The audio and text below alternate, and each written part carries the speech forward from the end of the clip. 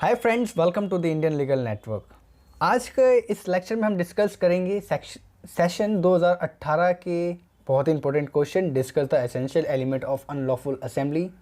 ये क्वेश्चन पूरा का पूरा हम डिस्कस करेंगे हिंदी मीडियम में, और हिंदी मीडियम में क्वेश्चन होता है विधि विरुद्ध जमाव के आवश्यक तत्व का वर्णन कीजिए। तो स्टार्ट करते हैं आज के क्वेश्चन। लेकिन उससे पहले अगर आप मेरे चैनल पर पहली बार आए हैं, क्योंकि मेरा चैनल भी नया है, और आप मेरे चैनल पर अगर पहली बार आए हैं तो प्लीज़ सबसे पहले मुझे सपोर्ट करिए, मेरे चैनल को सब्सक्राइब करिए, साथ ही बेल आइकन को प्रेस करिए ताकि आपको एलएलबी लॉ से रिलेटेड सारे वीडियोज़ पहुँचे सबसे पहले। वीडियो को अंत तक ज़रूर देखिए। वीडियो अगर अच्छी लगे तो लाइक करें और अपने दोस्तों के साथ ज़्यादा से ज़्यादा शेयर करें। साथ ही जो भी सोशल नेटवर्क्स आपकी स्क्रीन पर देख रहे हैं उन सभी पे मुझे आप फॉलो कर सकते हैं ईजिली। तो चलिए देरी ना करते हुए स्टार्ट करते हैं और जानते हैं विधि विरुद्ध जमाव होता क्या है। दोस्तों, एक सभा अनियंत्रित हो सकती है और जिससे व्यक्ति, संपत्ति या सार्वजनिक व्यवस्था को चोट लग सकती है। ऐसी अनियंत्रित सभा को गैर कानूनी सभा कहा जाता है। यानी कि कोई भी सभा, ठीक है, वो विधि विरुद्ध हो सकती है। अब विधि विरुद्ध वो कब होगी? जब वो किसी भी संपत्ति को, किसी व्यक्ति को या फिर किसी ऐसे सार्वजनिक स्थान को आहत पहुंचा रहे हैं, चोट पहुंचा रहे हैं, तब वो जमाव विधि विरुद्ध हो जाता है। वो अनियंत्रित जो व्यवस्था हो जाती है उसी को कहते हैं विधि विरुद्ध जमाव। अब एक केस हम यहाँ पे डिस्कस करेंगे, मोतीदास बनाम बिहार राज्य। इस केस में ये देखा गया कि एक सभा जो स्टार्टिंग में तो वैध थी पर बाद में वो अवैध हो गई। अब वो हुई कैसे? जब सदस्यों में से एक ने, यानी कि जितने भी लोग वहाँ पे असेंबल हुए थे, उन सभी असेंबल लोगों में से एक ने पीड़ित और उसके सहयोगियों पर क्या कर दिया? हमला कर दिया और दूसरे लोगों को बुलाया, और उसके नियंत्रण के जवाब में जो सभा थी उस सभा के सभी सदस्यों ने पीछा करना शुरू कर दिया। पीड़ित जब भाग रहा था, ठीक है, तो इसीलिए जब वो पीड़ित भाग रहा था वहाँ पे मिसबैलेंस हुआ। वहाँ पे हमने क्या, वहाँ पे उस जो असेंबली थी, जो वहाँ पे लोग असेंबल हुए थे, उन्होंने क्या करा, एक न्यूसेंस क्रिएट किया जिसकी वजह से वो विधि विरुद्ध जमाव में कन्वर्ट हो गया। अब इसके एलिमेंट्स क्या हैं, उसके आवश्यक तत्व क्या हैं? तो गाइस, सबसे पहले जो भी सभा होगी उसमें कम से कम 5 व्यक्ति होने चाहिए। ये एक मैंडेटरी है किसी भी सभा को करने के लिए। अब सभा जो भी हो, उस सभा में जितने भी लोग हैं, कम से कम 5 या 5 से अधिक जितने भी लोग हैं, उन सभी का एक सामान्य उद्देश्य होना चाहिए, एक सिंगल ऑब्जेक्ट होना चाहिए, ठीक है। उसके बाद उन सभी के पास अगर ये विधि विरुद्ध जमाव है, अगर अनलॉफुल असेंबली है, तो उन सभी के पास अवैध वस्तु होना चाहिए, या फिर वो अवैध वस्तु एक दूसरे के साथ शेयर करें। तब जा कर के वो क्या होगा? विधि विरुद्ध जमाव होगा, यानी अनलॉफुल असेंबली होगी। तो आई होप आपको यहाँ तक तो सारा का सारा क्लियर है कि इसकी आवश्यकता तो क्या है, विधि विरुद्ध जमाव क्या होता है। अब there must be an assembly of 5 person, जहाँ केवल 5 व्यक्तियों पर एक गैर कानूनी सभा का गठन करने का आरोप लगाया गया था। और उनमें से, अच्छा, ये बड़ा इंटरेस्टिंग है, इसको आप अच्छे से देखिएगा, ठीक है, कि जहाँ पर 5 व्यक्ति हैं और उन 5 पर एक गैर कानूनी सभा के गठन करने का आरोप लगाया गया, और उनमें से एक या एक से अधिक को बरी कर दिया गया।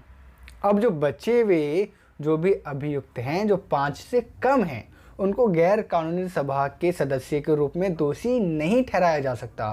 क्योंकि भाई कैसे, 5 व्यक्ति मिनिमम होने चाहिए किसी भी सभा में, ठीक है। अब 5 में से अगर हमने एक से अधिक को हटा ही दिया तो जो बचे हुए हैं वो तो फिर सभा हुई ही नहीं, ठीक है।